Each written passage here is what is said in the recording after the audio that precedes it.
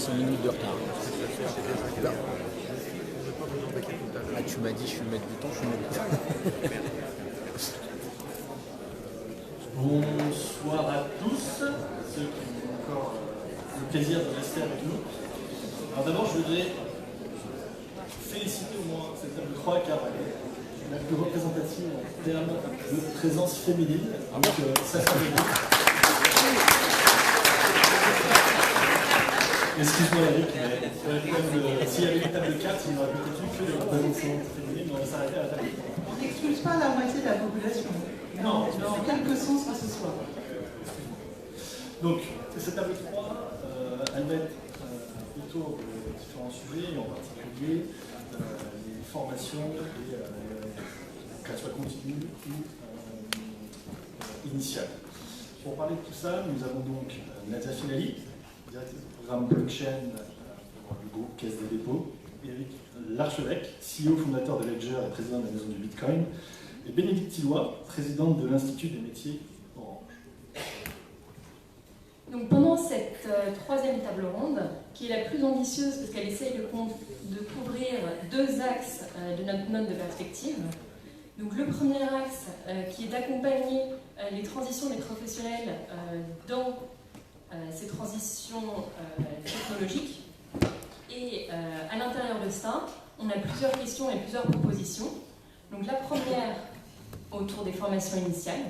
Donc comment mettre en place des formations initiales qui permettent de préparer les professionnels aux métiers liés à la blockchain ou menacés par les blockchains.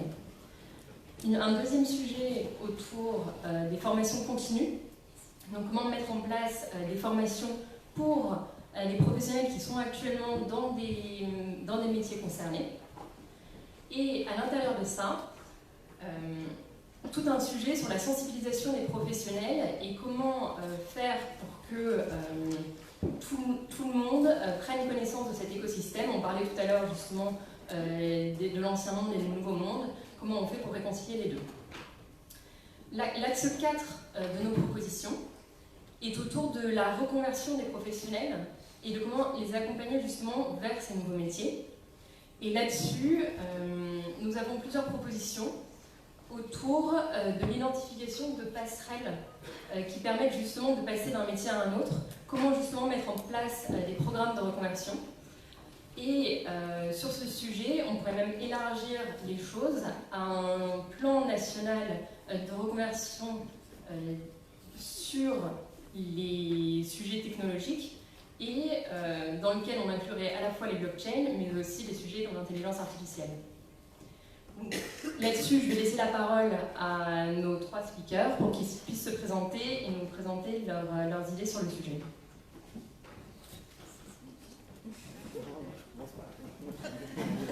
Allez, Nadia, commence.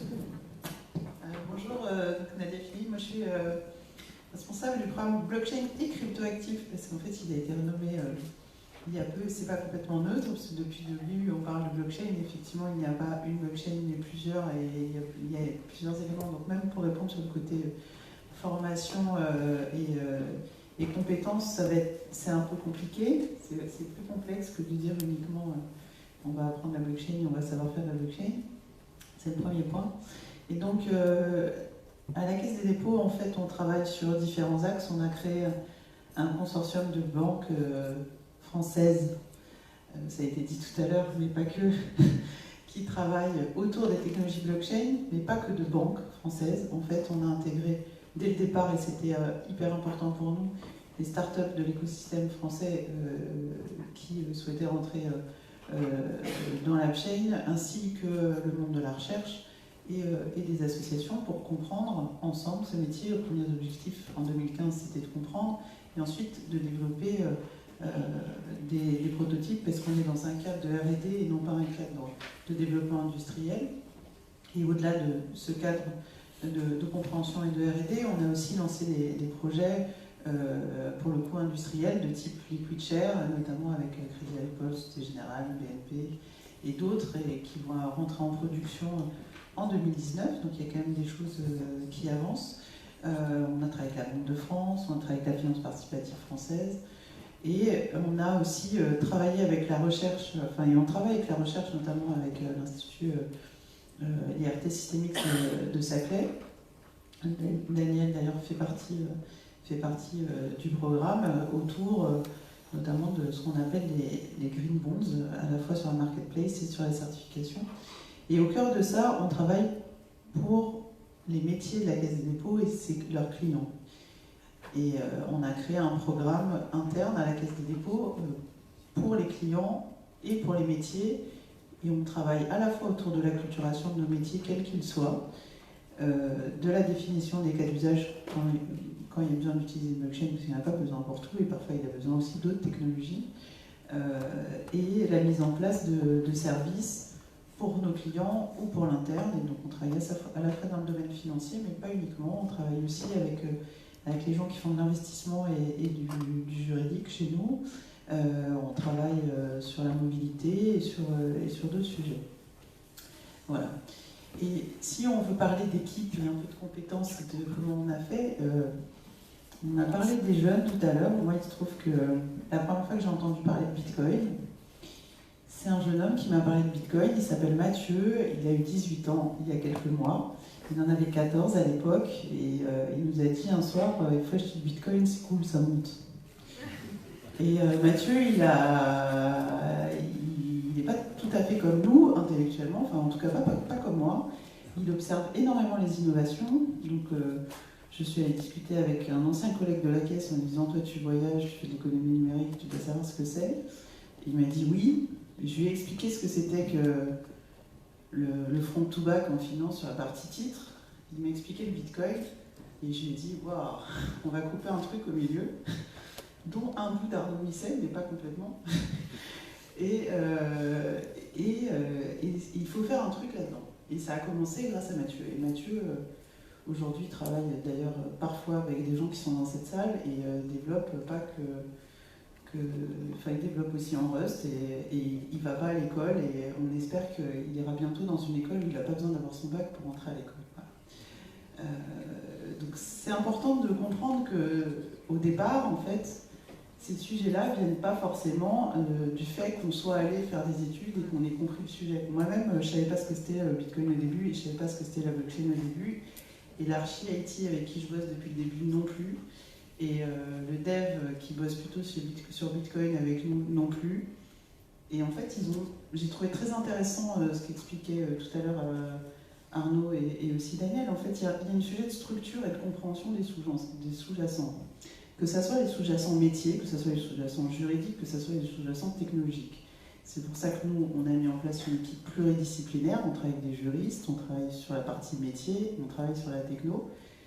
Et la complexité, ça va être de faire le bon mix entre tout ça et de faire le bon mix en étant tout le temps agnostique sur ces sujets, parce qu'on est vraiment dans un truc qui n'est pas sec, et tout en arrivant à comprendre ce qui se passe autour de nous de façon multiple. C'est assez compliqué en fait, parce qu'on ne connaît pas tous les sujets et qu'il faut arriver à comprendre où ça va aller et quand ça va venir. Et dédramatiser aussi le sujet des métiers, parce qu'en fait, quand on dit... sur une de vos propositions, en fait, le fait de dire il faut expliquer comment ça va marcher, un opérationnel métier, savoir comment ça marche, son appli, complètement, il n'en sait rien en fait.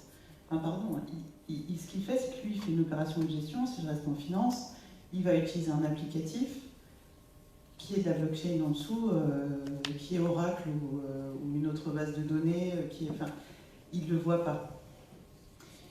Ce qui compte, c'est comment son process marche, comment les règles de gestion fonctionnent, est-ce que c'est compliant ou pas, ça c'est super important.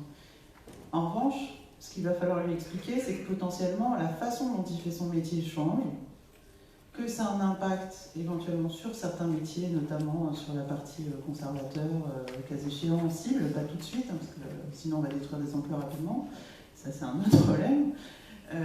Et comment on arrive à ce moment-là, et comment on sert le client différemment. Et quelle que soit l'industrie, en fait. C'est pas qu'une question... Enfin, on ne bosse pas que sur la finance. Et donc, il va y avoir ces points-là. Donc, là-dessus, il y a un sujet... Il faut arriver à s'adapter dans le temps et a évolué à la fois avec ce qu'on va comprendre et ce qui va devenir. Et j'ai fait une réflexion tout à l'heure à Arnaud, qui était assis à côté de moi, en lui demandant s'il avait fait le même métier que moi il y a quelques années. Moi, j'ai fait de la maîtrise d'ouvrage informatique. La première fois que j'ai fait ce métier, je ne savais même pas que ça existait en fait. Parce que c'était le début de ce métier qui s'applique comme ça à ce moment-là. Donc voilà, j'ai fait ça. J'ai bossé pour un éditeur de logiciel, mais j'ai fait de la maîtrise d'ouvrage informatique derrière, ça n'existait pas. Je suis vieille, mais quand même. Enfin, et en fait, je fais presque le même métier, mais il ne s'appelle pas comme ça. Et avec des compétences un peu similaires. Et voilà, donc ça c'est normal et c'est inéluctable, ça n'arrête pas de bouger. Et puis moi, je fais un métier aujourd'hui que j'ai compris qu'il allait disparaître dans quelques temps, parce qu'en fait, je suis responsable blockchain, enfin ce qu'on disait CBO tout à l'heure.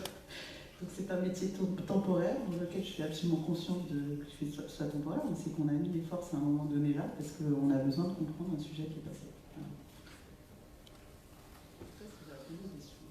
Bon, Eric, est-ce que c'est Mathieu qui t'a présenté la blockchain aussi ou pas alors? Alors non, c'est pas Mathieu, je ne connais pas toujours. Mathieu, il a eu une clé de chez Eric. Son ami avait un bouquin, mais il avait déjà le Bitcoin. Bonjour à tous, Eric Larchevêque, président et cofondateur de Ledger. Ledger, c'est le leader français, enfin le leader mondial même plutôt, des solutions de sécurité pour applications blockchain et crypto-monnaie. On équipe des individus, des entreprises, des industriels avec des solutions qui sont basées sur la carte à puce et qui permettent de créer de la confiance digitale dans les différentes transactions.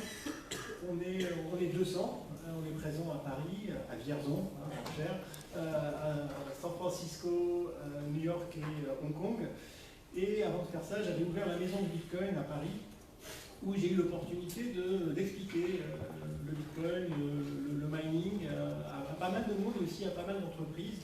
Je pense que mon rôle ici, ça va être peut-être de donner des retours d'expérience que j'ai pu avoir en discutant avec un certain nombre d'industriels, d'entreprises qui pouvaient en 2015, 2016, 2017 s'inquiéter de l'arrivée de la blockchain, de la disruption que cela pouvait représenter sur leur métier. Et parler peut-être aussi de la manière dont on recrute chez Ledger. Aujourd'hui, on ne recrute pas des ingénieurs blockchain parce que ça n'existe pas.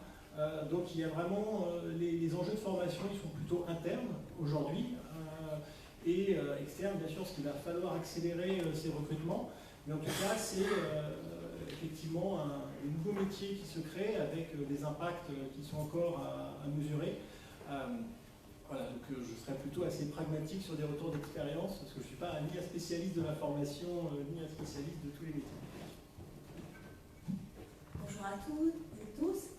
Donc moi je m'appelle Bénédicte Tillois. En fait j'ai un pied dans l'ancien monde et un pied dans le nouveau. Donc dans l'ancien monde, je préside l'Institut des métiers d'Orange. Alors contrairement à ce qu'on pourrait penser, je ne suis pas du tout salariée d'Orange. L'Institut des métiers, c'est un groupe paritaire qui est composé pour moitié de représentants syndicaux et pour moitié de dirigeants d'Orange.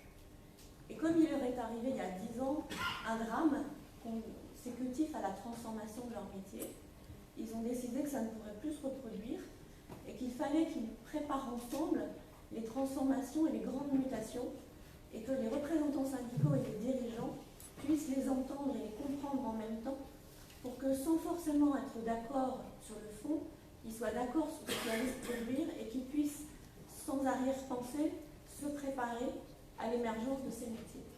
Et mon autre pied, il est dans le nouveau monde, puisque je suis associée dans un studio d'innovation qui s'appelle Schoolab. Schoolab prépare en fait, fait travailler ensemble des étudiants, des startups, des grands groupes sur des projets d'innovation. Comme beaucoup d'autres dans le domaine, on n'est pas les seuls à faire ça, on pratique le design thinking. Et ce qui est intéressant dans le design thinking, c'est à nouveau, on va trouver en fait des groupes composés de gens qui sont issus de disciplines très différentes. Et ce que l'on voit bien, c'est qu'une technologie se développe dès lors qu'elle rencontre un usage. Et elle rencontre un usage si elle règle un des irritants majeurs auquel est confronté un usager, un utilisateur. Et du coup, ce qui va permettre à un produit et à un service de se développer, c'est cette rencontre. Et souvent, cette rencontre, elle est facilitée par le fait que quelqu'un va permettre que l'accès à la technologie soit extrêmement simple, et c'est le designer. Et on n'a pas beaucoup parlé de designer cet après-midi, mais je pense que ça fait partie des métiers qu'on aurait effectivement intérêt à beaucoup développer, parce que ce sont des gens en fait qui ont une compréhension de l'usage et qui cherchent à faire que cet usage soit tellement simple que n'importe qui puisse utiliser la technologie. J'ai la chance d'avoir encore mon père, et il est très âgé, mais quand il éteint et qu'il ferme de la lumière, il n'a pas fait d'études d'électricité, mais il comprend forcément comment ça fonctionne. La difficulté avec les technologies dont on a parlé cet après-midi, c'est qu'elles sont devenues complètement ésotériques pour des utilisateurs futurs, et donc elles génèrent chez eux des craintes totales, et on est rendu maintenant à ce que les craintes ne concernent plus uniquement les cols bleus, mais elles commencent à concerner les cols blancs.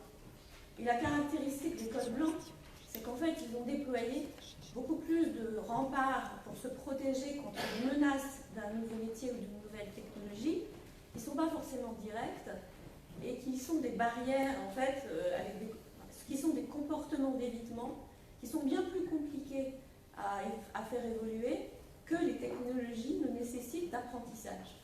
Donc toute l'histoire, en fait, c'est d'arriver à faire tomber ces barrières et à faire en sorte qu'en empathie avec eux, on arrive à leur faire comprendre qu'avant d'être menacés par la technologie, ils peuvent être des acteurs de son utilisation, et que s'ils sont des acteurs de son utilisation, alors ils vont pouvoir être des ambassadeurs d'un usage qui va leur être agréable. Et ça me rappelle en fait un métier que j'ai exercé il y a longtemps, en 2000, j'étais le patron des contrôleurs de la SNCF. Et à cette époque, ils étaient terrorisés par l'arrivée des billets virtuels, parce que leur métier c'était de poinçonner des billets. Et ils étaient angoissés, et il y avait une partie d'entre nous qui avaient des discours lénifiants sur le fait que leur métier ne serait pas impacté, et d'autres qui passions dans les dépôts pour leur expliquer qu'ils avaient intérêt à se bouger les fesses, parce que sinon ils allaient être totalement disruptés. Et en fait, ce qu'on a fait, c'est qu'on a monté une étude prospective, on leur a donné l'opportunité eux-mêmes d'aller rencontrer les experts, de les interroger eux-mêmes, et d'en déduire parmi tous les scénarios possibles d'évolution, les scénarios qui leur paraissaient les plus compatibles avec ce que leur métier, enfin la noblesse de leur métier, de façon qu'ils puissent en fait les accompagner. Et c'est marrant parce que ça date maintenant de 2000, et ce qui est beaucoup émergé à ce moment-là, c'était le fait qu'il y avait besoin dans les trains de gens qui régulent des comportements, parce qu'ils avaient notamment entendu les sociologues leur expliquer que les collectifs allaient devenir de plus en plus difficiles à faire vivre ensemble, qu'en fait l'émergence du biais virtuel allait en fait augmenter la qualité de la relation et de la régulation à bord, et qu'il fallait qu'on leur permette d'accéder en fait à ces métiers. Et grâce à cet outil, on a pu en fait mettre à leur disposition énormément d'informations pour que la régulation se fasse dans de meilleures conditions. Cet exemple est intéressant parce qu'en fait on est passé par un contact direct entre eux et les experts, de façon à ce qu'on fasse tomber les barrières de protection qu'ils étaient capables de mettre en place. Je pense qu'avec toutes les populations dont on a parlé, tous les métiers dont on a parlé cet après-midi, si on avait un truc à recommander, c'est de multiplier, pas forcément les observatoires, mais les tiers-lieux dans lesquels en fait ces populations rencontrent les experts, et qu'ils puissent avoir des dialogues avec des designers pour justement se faire expliquer en quoi ces technologies réappropriées par eux peuvent faire évoluer leur métier. Et la question, en France, on est quand même très siloté dans nos études. Et quand on regarde, peut-être qu'on peut dire que si les Californiens se sont réappropriés et ont recentralisé quelque chose qui était parti pour être décentralisé comme Internet, c'est parce qu'en fait, ils ont été les as de l'usage, et qu'en étant les as de l'usage, ils ont recapté en fait l'ensemble des utilisateurs à eux. Et un des enjeux qu'on a probablement sur la blockchain, c'est de faire en sorte de recapter les usages et de faire en sorte que dès aujourd'hui, à l'EHESS, puisque puisqu'on parlait des docteurs tout à l'heure, on intéresse les gens à la blockchain parce qu'on aura besoin d'anthropologues, on a besoin de gens qui sont capables de comprendre en fait comment des gestes, le geste de la main, le geste de la tête, le geste du cœur, sont capables de se réapproprier les technologies, de les faire leur, de manière vraiment sans couture, pour que ça devienne non pas quelque chose dont on a peur, mais quelque chose qu'on met dans sa poche et avec lequel on est capable en fait de se réassurer. Aujourd'hui, on sait plus ce qu'il y a dedans, mais c'est comme un doudou.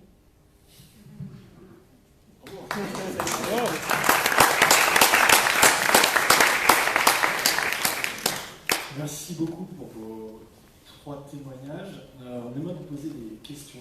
On va commencer par la question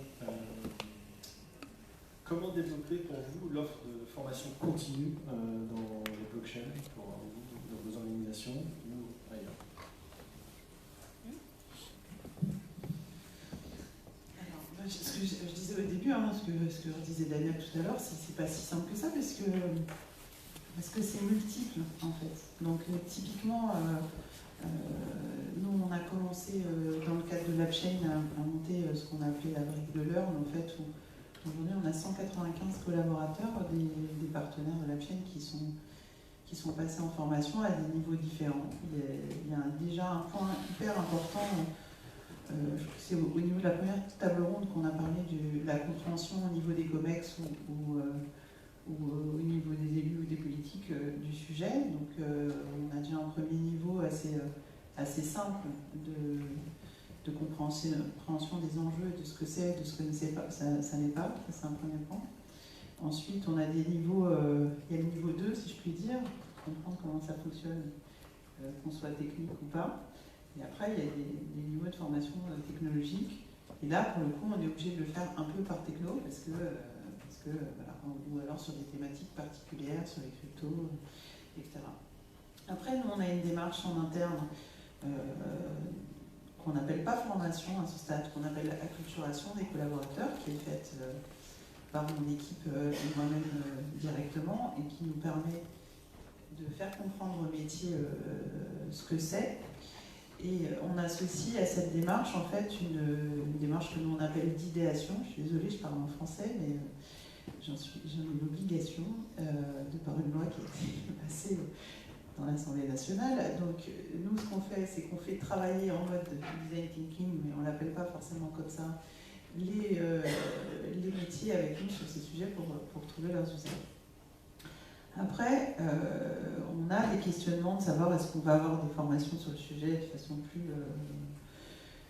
plus externalisée ou pas, et c'est en cours de réflexion. Le sujet, c'est de trouver la bonne. Alexandre disait qu'il était le seul à être formation certifiante en France. Bon, après, je pense qu'il y en a plusieurs qui donnent des formations. Le sujet, c'est de savoir de quoi on a besoin exactement et pour qui et quel niveau. Donc c'est quelque chose qui est en train, à mon sens, de se structurer, mais qui n'est pas comme le reste complètement sec. Ensuite, au niveau des formations académiques, on voit plusieurs écoles, que ce soit d'ingénieurs ou d'écoles de gestion, qui lancent leur programme de formation. Moi-même, je suis intervenue à plusieurs reprises à l'école des Ponts sur le master de finance, qui est de façon assez généraliste. Je ne suis jamais rentrée complètement dans les techniques, mais ça permet d'avancer sur le sujet. Donc c'est un sujet qui est un peu compliqué, mais je pense qu'on devrait se la poser sur d'autres. Est-ce qu'on a des formations à l'IA, et est-ce qu'on a des formations à la robotique, et est-ce que c'est-à-dire qu'il faut arriver à développer, moi je parlerais de compétences en fait, sur les compétences nécessaires qui permettent de faire qu'on parle de blockchain, qu'on parle de cryptographie. Enfin moi aujourd'hui j'ai des besoins je lance un appel en même temps, de ressources, notamment en dev, et je sais que si je demande un dev sur Ethereum, je ne vais pas avoir beaucoup trop de mal, mais si je cherche quelqu'un qui est en capacité d'aller toucher un peu des primitifs de crypto en Bitcoin, et bien je peux vous dire que même en ayant appelé à tous les coins de la France, pour l'instant, j'arrive pas forcément à trouver, sinon il faut que j'aille cliquer chez Eric et ils seront trop chers. Donc c'est là-dessus qu'il faut travailler, c'est-à-dire vraiment sur les compétences dont on a besoin et de façon assez précise dans les écoles d'ingénieurs ou les sites de recherche. Et c'est juste pour répondre à Daniel, nous faisons l'expérience d'une cifre, parce que nous avons embauché une cifre qui a été F6 et qui a fait Polytechnique Milan. Et c'est une expérience hyper enrichissante, mais complexe. Parce qu'en fait, la cifre a pour objectif de faire un test tout en travaillant avec nous. Donc c'est extrêmement intéressant, mais c'est compliqué, mais ça permet aussi d'avoir un apport de compétences un peu différent en interne, parce que ça apporte un certain nombre de choses. Et donc peut-être Eric, comment vous chez Ledger, vous prenez des gens déjà formés, des gens qui n'ont pas de compétences ou de connaissances sur le sujet, comment ça se passe les intégrations différentes des différents profils? Alors effectivement, recruter des ingénieurs qui aient toutes les capacités pour pouvoir travailler sur le protocole Bitcoin ou vraiment de la technologie assez pointue, ce n'est pas facile. On a quand même la chance en France d'avoir beaucoup de filières qui proposent des formations mathématiques avancées, cryptographie, donc c'est pas comme si ça n'existait pas, c'est juste que les ressources sont rares et qu'effectivement elles sont chères et qu'il faut réussir à les convaincre de venir et qu'il faut réussir à les garder parce qu'elles sont chassées en permanence. Moi, j'ai rien fait. Ce qui est sûr, c'est que lorsqu'on embauche des ingénieurs, ils auront très rarement, à moins que ce soit une passion personnelle, des connaissances précises et des compétences en matière de protocole Bitcoin, de blockchain, etc. Et donc on va essayer de les former en interne. Donc c'est un des enjeux qu'on va avoir cette année, parce qu'avant on ne le faisait pas vraiment, c'est de réussir à créer de la formation interne.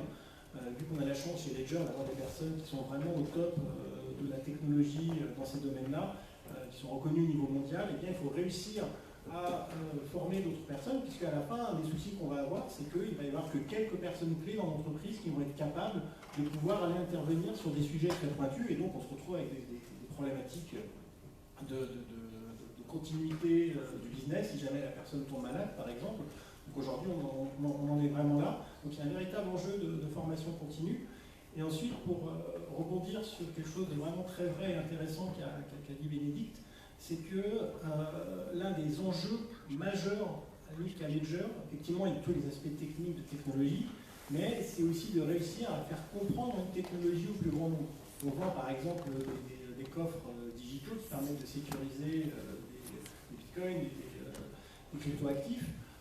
Et si on veut en vendre plus, il faut que les gens comprennent ce que c'est, il faut qu'ils soient rassurés par cette technologie. Et en termes d'UX, en termes de présentation, en termes de packaging, il faut que finalement toutes les personnes qui vont intervenir sur ce produit comprennent la technologie, comprennent comment s'en servir pour pouvoir mieux la transmettre. Et donc, il est aussi nécessaire de prévoir des formations un peu générales à tous les corps de métier pour qu'ils puissent bien comprendre comment ça fonctionne et dans quel univers ils évoluent pour pouvoir ensuite mieux le reconstruire, le transcrire pour leurs clients. Et ça, c'est valable aussi bien pour les fonctions design, mais aussi en matière financière, parce que du coup, on doit quand même traiter des cryptoactifs en termes de comptabilité, il faut comprendre de quoi on parle. C'est quand même récent et nouveau, et je pense que tous ceux qui ont des diplômes de comptabilité ne sont pas forcément à l'aise là-dedans, ils doivent comprendre ces nouveaux actifs. En termes de légal aussi, il y a plein de sujets légaux qui se créent sur plein de problématiques. Et donc il faut comprendre la technologie aussi pour pouvoir venir proposer des solutions.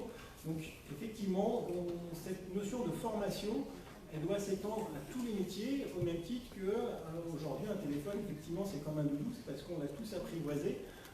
Et donc pour pouvoir être plus efficace dans son métier quel qu'il soit, il est important aussi de pouvoir bénéficier d'une meilleure compréhension de toutes ces technologies. La blockchain, la crypto-monnaie en étant une, bien entendu, parmi de nombreuses autres. Mais aujourd'hui, on peut que espérer qu'il y aura même dans une filière de formation générale, on viendra expliquer ces nouvelles technologies pour que lorsqu'on se retrouve confronté dans le monde du travail, eh bien, on ne va pas paniquer, on ait les clés pour pouvoir évoluer de manière minimale.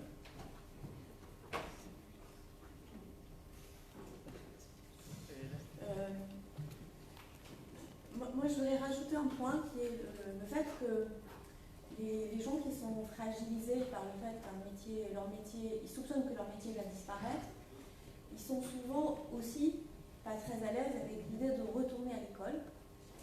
Et ils ont l'impression qu'en fait, quand on parle de formation, c'est pas forcément un signe positif que leur envoie l'entreprise.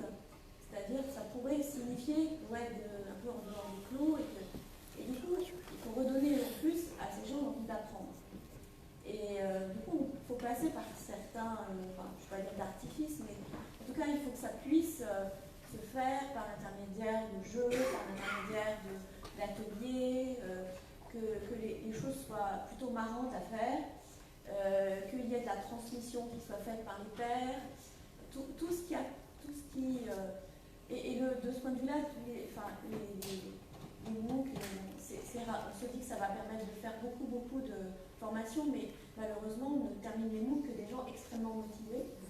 Et ces gens-là, précisément, ils ne sont pas souvent motivés, parce qu'ils auraient bien envie qu'en fait, on leur explique vite que ça ne va pas être nécessaire. Donc, l'idée, c'est vraiment d'arriver à trouver, à monter des ateliers qui leur permettent de faire, et du coup, après avoir fait quelque chose, de s'être rendu compte qu'ils ont appris et que donc finalement ils ont dompté quand il est question. Alors je ne sais pas, là je pose une question vraiment, parce que je ne sais pas si on est capable dans l'univers de la blockchain de rendre le sujet suffisamment simple dans un atelier. Moi j'ai vu l'histoire de la vaisselle par exemple, je pense que vous avez vu cette vidéo avec les tokens de vaisselle.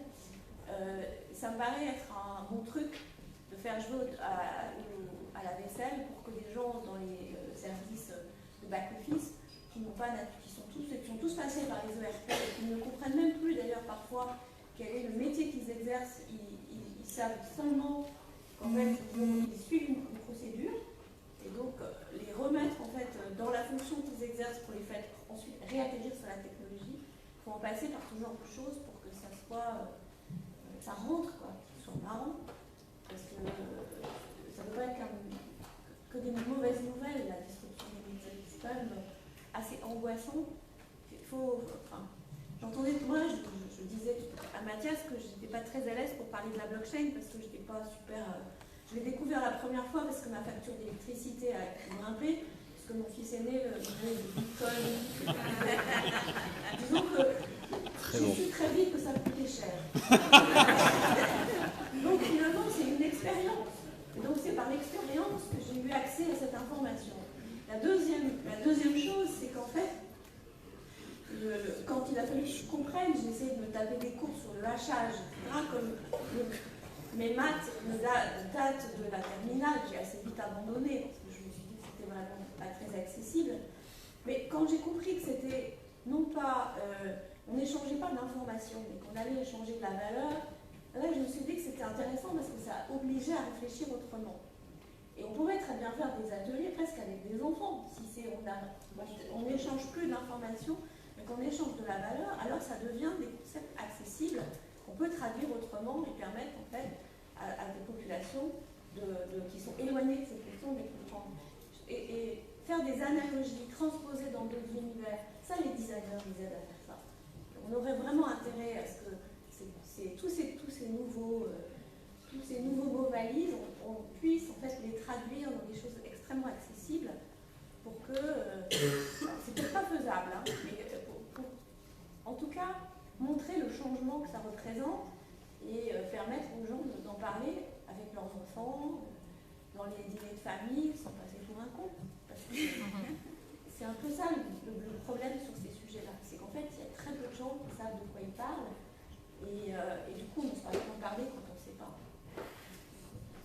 Pour rebondir justement sur ce sujet d'accessibilité, Par rapport à ce qu'on fait, il y a Roxane qui est dans la salle, qui est dans mon équipe. On a, avec d'autres de l'équipe, travaillé dans le cadre de ce qu'on appelle les Digital Days à la Caisse des dépôts, et donc avec des gens qui, effectivement, sont d'ailleurs pas forcément en col blanc et souvent dans les back-office. Déjà, nous, on ne fait pas le tour de vaisselle de Sagida, mais on travaille notamment sur... on les fait jouer au Sudoku, parce que le premier qui trouve, si les autres ont vérifié que c'était bon, il gagne. Et il gagne du coup une petite pastille de chocolat. Le chocolat en bitcoin, ça coûte super cher. Donc on a acheté des pastilles de chocolat tout à fait simples. On les fait travailler aussi sur des smart contracts avec des bocaux les cadenas, etc. Et on leur explique les réseaux distribués ou pas distribués, avec des plaques de Lego qui sont très jolies, qui ont été faites par l'équipe et avec des fils de laine et des petits trucs électriques qui sont en fait des endroits où ça mine. Et puis on leur explique aussi comment il est compliqué de casser une chaîne de blocs en cassant une chaîne de Lego si on passe pas par le haut ou par le bas, mais qu'on essaye de le faire par le milieu. Et donc en fait c'est tout à fait faisable. Par contre, il faut accepter une chose très importante qui ne sera pas forcément acceptée par tout le monde dans la salle, c'est de faire des super raccourcis. Parce que en fait, la difficulté, nous, quand on commence à acculturer les gens sur le sujet, c'est qu'on part souvent de l'exemple du Bitcoin, en fait. Donc, déjà, on fait un choix, et ensuite, on se met à parler de smart contract, et là, en fait, on parle d'autre chose, même si, avec quelques fonctions en Bitcoin, on peut aussi faire des trucs, mais... et donc, il faut faire ces choix-là et pas en avoir peur, et surtout... déjà, je vous rassure, votre fils aura du mal à continuer à miner de la maison parce que normalement, J'ai venu chercher. c'est beaucoup trop cher et ça marche plus. Mais il faut aussi dédramatiser ces points-là. C'est-à-dire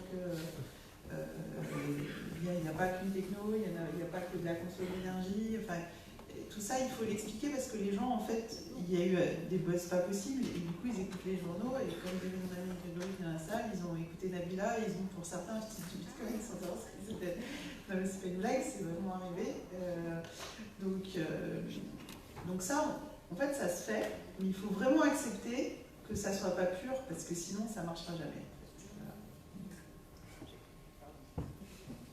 Donc pour rebondir justement sur ces sujets d'accessibilité et de sensibiliser les professionnels à tout cet univers de la blockchain, ma prochaine question est un peu plus dans la prospective de comment est-ce qu'on peut mettre en place des passerelles justement entre les différents métiers, entre les métiers non blockchain et les métiers blockchain.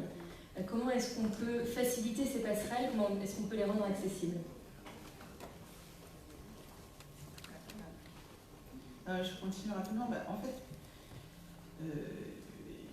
moi, l'équipe qui est la mienne aujourd'hui, avant 2015, on ne travaillait pas sur la blockchain.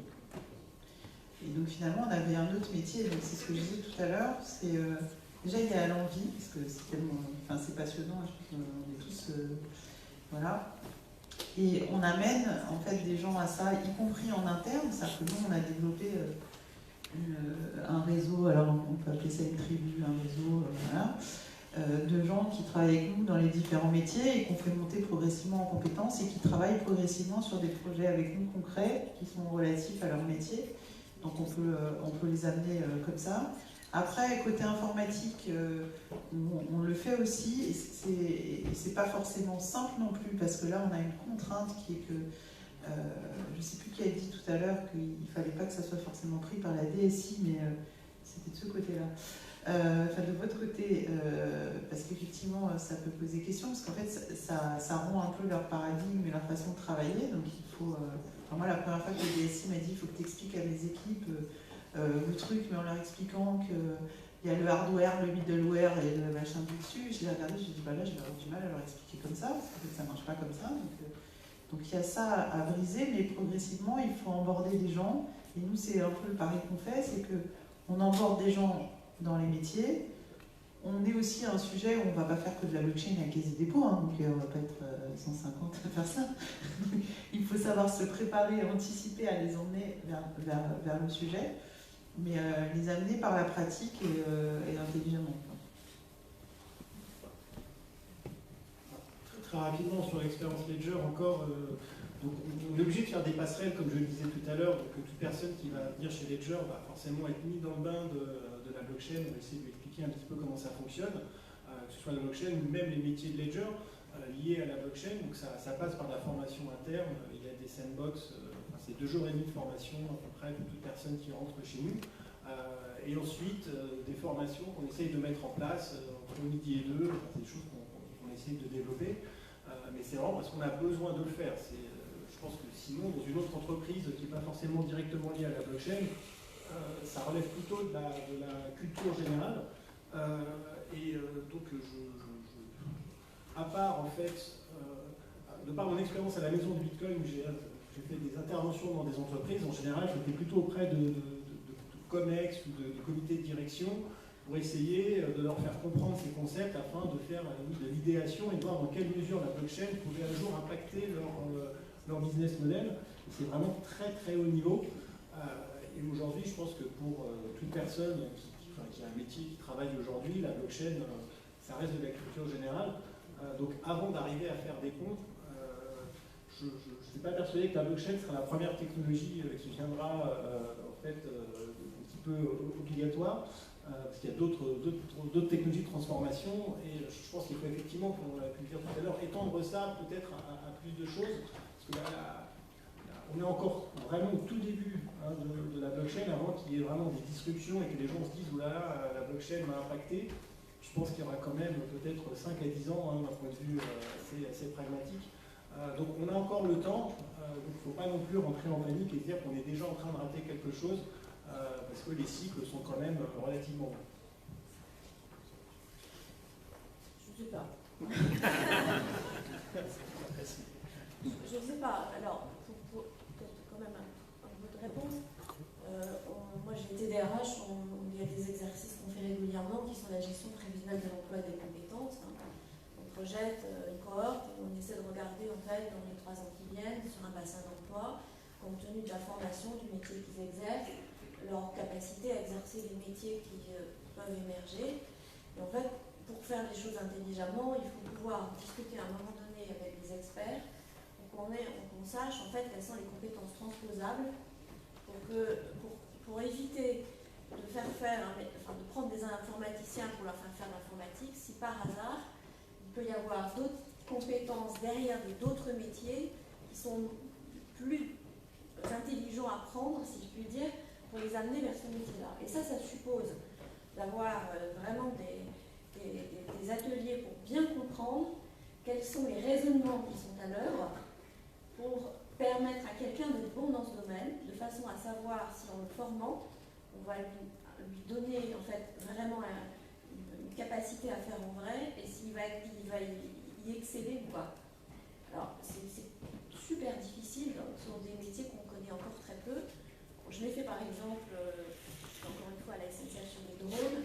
Sur les drones, on avait un peu plus d'expérience, on était capable de savoir en fait qui serait plus à l'aise dans l'alignement des drones, comment ça allait impacter les chaînes de maintenance du réseau, par exemple. C'est des choses qui étaient plus faciles parce que les ingénieurs qui étaient confrontés au quotidien étaient capables de raconter ce que progressivement ça pouvait faire, mais c'était déjà difficile, donc sur la blockchain, en tout cas, ça ne peut venir que d'un dialogue. Parce que si ça tombe, en fait, c'est un corps étranger, et donc un corps étranger, ça fabrique de l'anticorps. Surtout en petite quantité. Donc, si c'est un dialogue, on va inviter la salle à poser des questions. Bravo.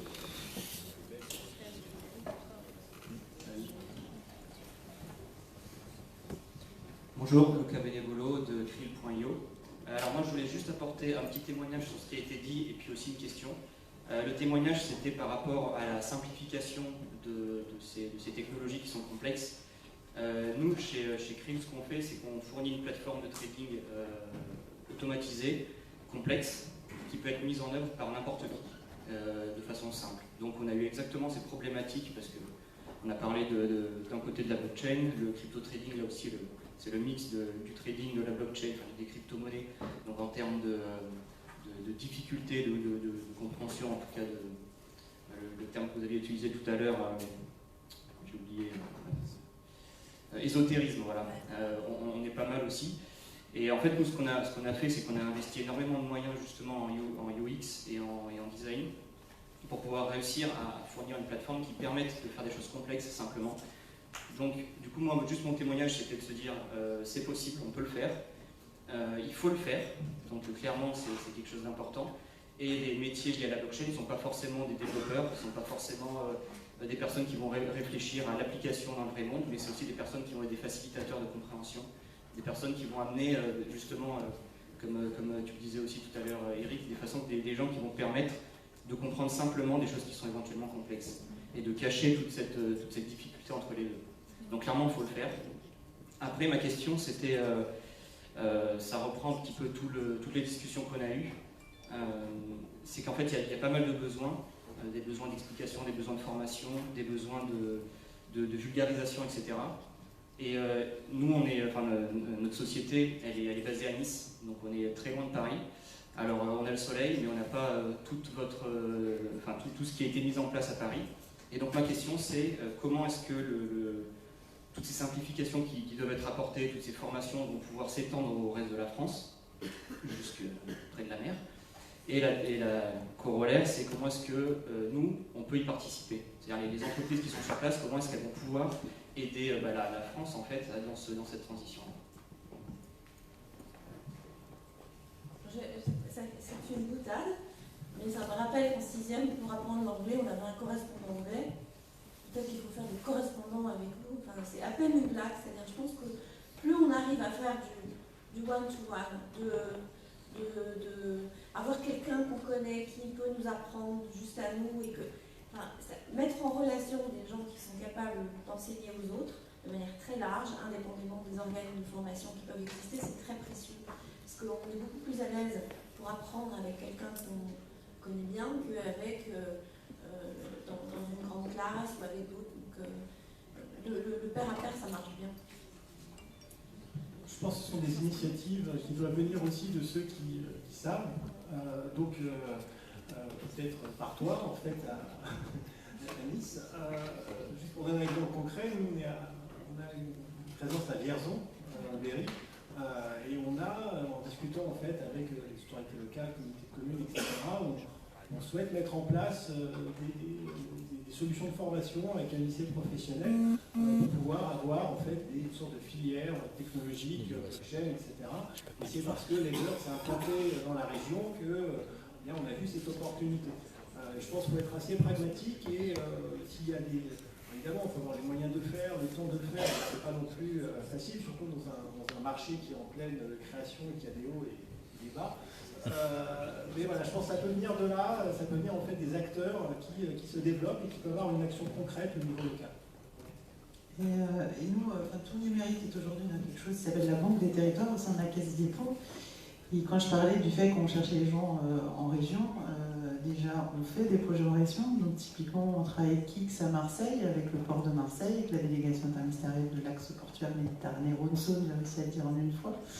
Il y a Oudit qui est à Rennes, mais il y a vous qui est peut-être à Nice. Et hier il y avait M. Julien Aubert, je pense que c'est le député de votre région, qui était président du rapport sur la blockchain, donc vous pouvez peut-être le contacter.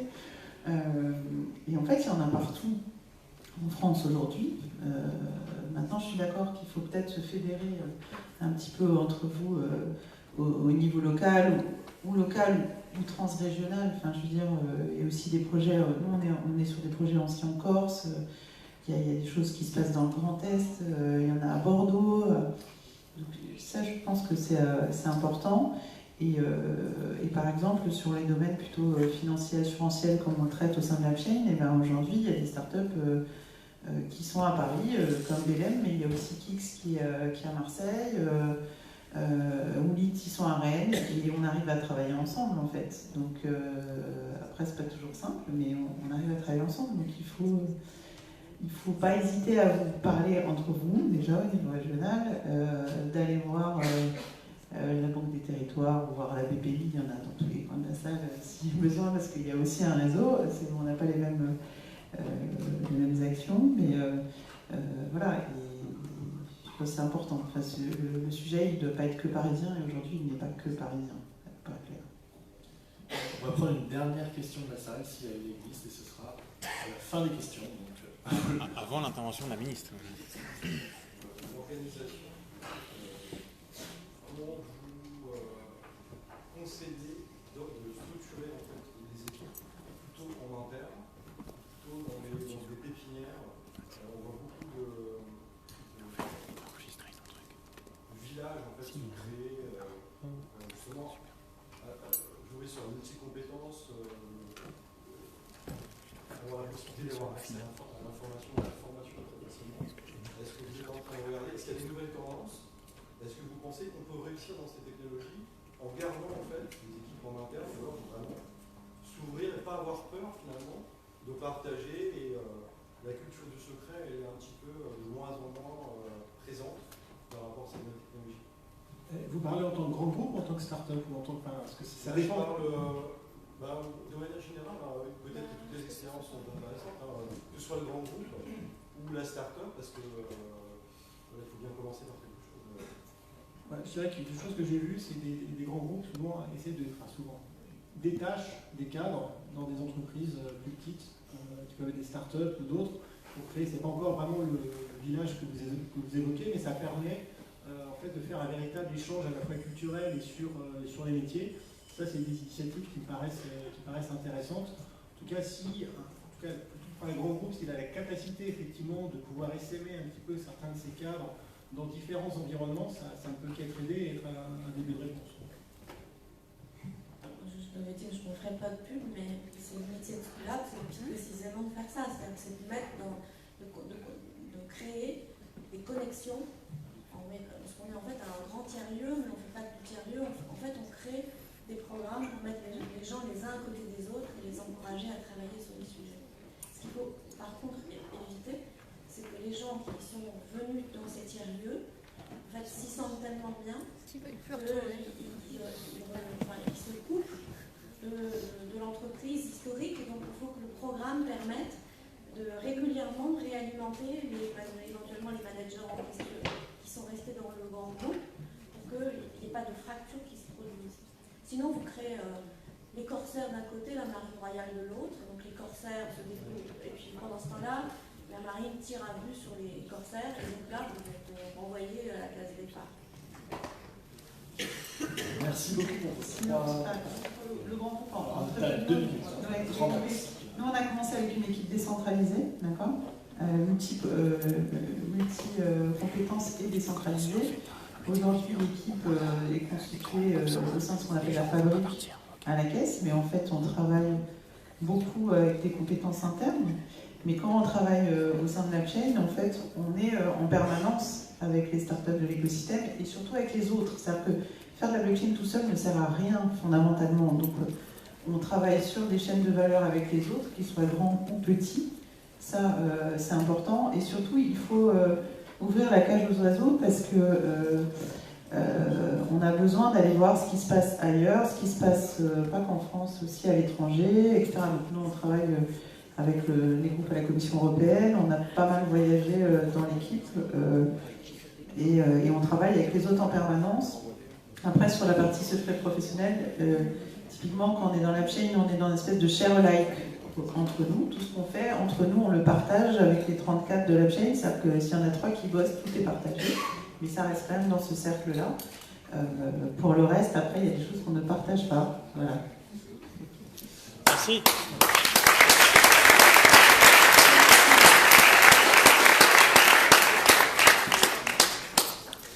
On va introduire le mot de la fin avec Muriel Pellico qui nous a fait une petite vidéo pour conclure le colloque. Il devait venir et qu'il y a eu une contrainte déjà à la dernière minute et donc à défaut de... Elle nous a fait un petit mot. Hop.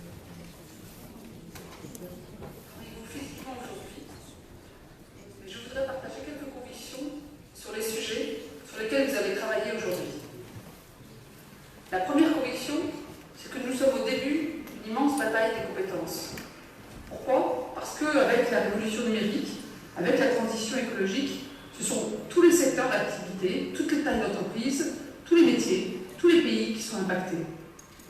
Cela recèle de plein d'opportunités, mais aussi beaucoup de risques, si on n'aide pas chacun à pouvoir appréhender ses compétences de demain et ses possibilités de demain dans son parcours professionnel.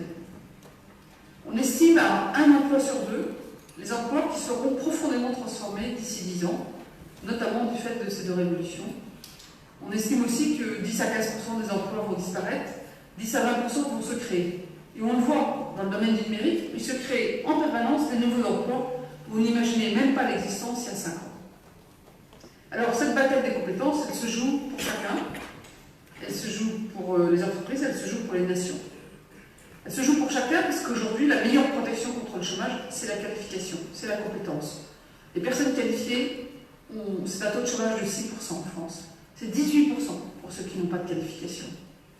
Et puis, cette bataille elle se joue aussi pour les entreprises. Aujourd'hui, une entreprise sur deux en France ne trouve pas les compétences dont elle a besoin sur le marché.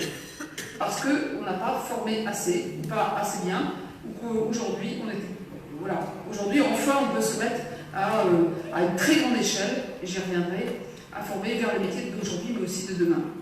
Alors, cette échelle, nous la rendons possible par deux choses. La première, c'est la loi pour la liberté de choisir son avenir professionnel, avec la révolution de l'apprentissage, avec l'instauration du code personnel de formation en euros accessible à 26 millions de personnes sur une appli personnalisée dès le mois de novembre. Ça, c'est une véritable révolution que beaucoup de pays sont en train de suivre. Je reviens juste des États-Unis, ils sont très intéressés par cette expérience. Et c'est le cas aussi du Japon, de l'Allemagne et de l'ensemble des pays du G7 et de l'OCDE. Et puis, c'est aussi le grand plan d'investissement dans les compétences. On ne peut pas se résigner à ce que des jeunes, des demandeurs d'emploi ne puissent pas trouver leur emploi alors qu'on a tant besoin de compétences. Rien que dans le secteur du numérique, en tant que secteur, à la date d'aujourd'hui, on cherche 80 000 postes. Il y a des postes de tout niveau, du codeur à l'ingénieur, en passant par du web marketing. Il y a de multiples métiers possibles.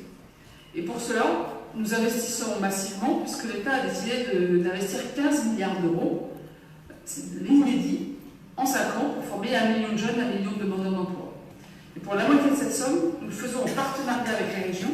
Il y a déjà 11 régions qui ont signé, et les régions d'outre-mer vont suivre. C'est très important parce que ça va permettre de faire un effet de levier pour tous. Mais le numérique, c'est aussi en soi une chance et un défi pour le secteur de la formation. Au moment où on a tant besoin que chacun puisse développer ses formations, développer ses compétences pour le futur, pour se protéger du chômage, pour pouvoir avoir une progression de carrière, pour pouvoir être libre de choisir son entreprise, son association, sa collectivité et sa vie professionnelle. À cet heure-là, on a besoin de changer d'échelle. Et c'est là que la bataille des compétences, c'est aussi l'affaire des nations. C'est, si j'ose dire, le grand défi de demain, c'est upskilling, reskilling, comme on dit en anglais. C'est-à-dire monter l'élévation des compétences générales et aussi pouvoir se reformer et se qualifier sur des nouveaux métiers tout au long de la vie. Ce défi immense, on ne peut pas le réussir sans une vraie énergie d'innovation dans le secteur de la formation. Et il est clair qu'avec le numérique, on va le voir avec le compte personnel de formation, on le voit avec toutes les applis de formation qui se développent. On peut faire des formations où on est beaucoup plus dans une démarche de mixer du présentiel et du online, du tutor online et de la formation en situation de travail, enfin de multiples formes, et c'est ce que la loi pour la liberté de choisir son avenir professionnel a reconnu en faisant exploser les catégories classiques de ce qu'était la formation. Donc pour les organismes de formation, pour les prescripteurs de formation, c'est un défi, mais c'est aussi une chance, car on pourra faire du personnalisé et en même temps de la grande échelle. Avec la data intelligence, on peut personnaliser des parcours et en même temps répondre à des besoins collectifs nouveaux. Et donc ce double mouvement du droit individuel, mais aussi de l'action collective pour rendre ce droit effectif et pour rendre les parcours de formation plus efficaces, plus pertinents, plus motivants, plus engageants, toutes conditions de succès, eh bien c'est aussi le grand défi du numérique dans la formation. Alors France Compétences, qui est maintenant l'agence qui va superviser les systèmes de formation en France, où se retrouvent l'État, les régions et les partenaires sociaux, va contribuer à cela. Et je compte sur tous les acteurs de la formation et du développement des compétences que vous êtes pour prendre à bras-le-corps ces capacités d'innovation offertes par la loi pour pouvoir développer de multiples formes de formation à tous les niveaux de qualification, pas simplement pour les hauts niveaux, et sur tous les points du territoire, y compris les Outre-mer. Je compte sur vous, je suivrai de près vos résultats et vos propositions, et je vous souhaite une très bonne fin de travail.